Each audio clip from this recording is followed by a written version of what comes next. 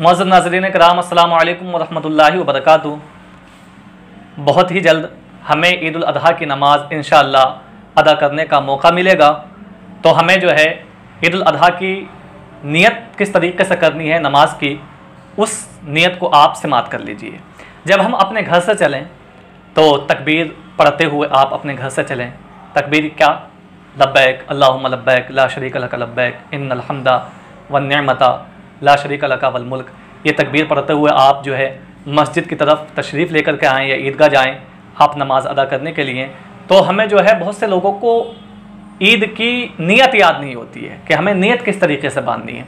तो आप नियत को सुन लीजिए, नियत समात कर लीजिए। हमें नियत इस तरीके से करनी है। नियत की मैंने 2 रकत नमाज वाजिब ईद उल अज़हा मा ज़ायद 6 तकबीरों के पीछे इस इमाम के मुँह मेरा काबे शरीफ की तरफ अल्लाहु अकबर। एक बार और सुन लें। नियत की मैंने 2 रकत नमाज वाजिब ईद उल अज़हा मा ज़ायद 6 तकबीरों के पीछे इस इमाम के मुँह मेरा काबे शरीफ की तरफ अल्लाहु अकबर। जब आप अल्लाहु अकबर कहें, पहली तकबीर कहें जिसको तकबीर तहरीमा कहा जाता है, आप अपने हाथों को बांध लें। जब आप अपने हाथों को बांधें तो उसके बाद में तमाम लोग सना पढ़ें। सना सुब्हानक अल्लाहुम्मा व बिहम्दिका व तबारक अस्मुका व तआला जद्दुका व ला इलाहा गैरुक। ये पढ़ने के बाद में फिर आप 3 तकबीरें कहें। अब तकबीर क्या है? हमें अल्लाहु अकबर कहना है, फिर अपने हाथों को छोड़ देना है, फिर अल्लाहु अकबर कहना है, फिर अपने हाथों को छोड़ देना है। अब जब तीसरी मर्तबा हम कहेंगे अल्लाहु अकबर, अब हाथों को नहीं छोड़ना बल्कि हाथों को बांध लेना है। हाथों को बांधने के बाद में इमाम साहब किरात करेंगे। आपको उस किरात को समात करना है। जिस तरीके से नमाज अदा होती है इस तरीके से 1 रकात जब नमाज मुकम्मल हो जाएगी, फिर जब दूसरी रकात के लिए हम खड़े होंगे इमाम साहब जो है किरात करेंगे।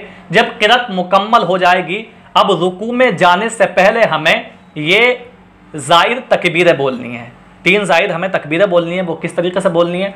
यानी रुकू में जाने से पहले किरात तो मुकम्मल कर ली इमाम साहब ने, अब वो कहेंगे अल्लाहु अकबर। एक बार कह दिया, हाथ हमने नीचे छोड़ दिए, फिर दूसरी मर्तबा अल्लाहु अकबर, फिर हाथ नीचे छोड़ दिए, फिर तीसरी मर्तबा हम अल्लाहु अकबर कहेंगे, फिर हाथ नीचे छोड़ देंगे। अब जो चौथी मर्तबा हम अल्लाहु अकबर कहेंगे, अपने हाथों को ऊपर नहीं उठाएंगे बल्कि सीधे रुकू में चले जाएंगे। हम रुकू और सुजूद करेंगे। फिर नमाज जिस तरीके से होती है वो नमाज होगी। फिर नमाज के फ़ौरन बाद में खुतबा होगा। अब खुतबे में देखा यह जाता है कि बहुत से लोग बातों में मशगूल हो जाते हैं। याद रहे कि खुतबा सुनना वाजिब है और इसका तर्क करने वाला गुनहगार होता है। तो आप जो है खामोशी के साथ में खुतबे को समात करें। खुतबा सुनने के बाद में आपस में मुसाफहा और मुआनका करें। अल्लाह तबारक व तआला हम तमाम मुसलमानों को सही अंदाज में नमाज ईद उल अज़हा अदा करने की तौफीक अता फरमाए।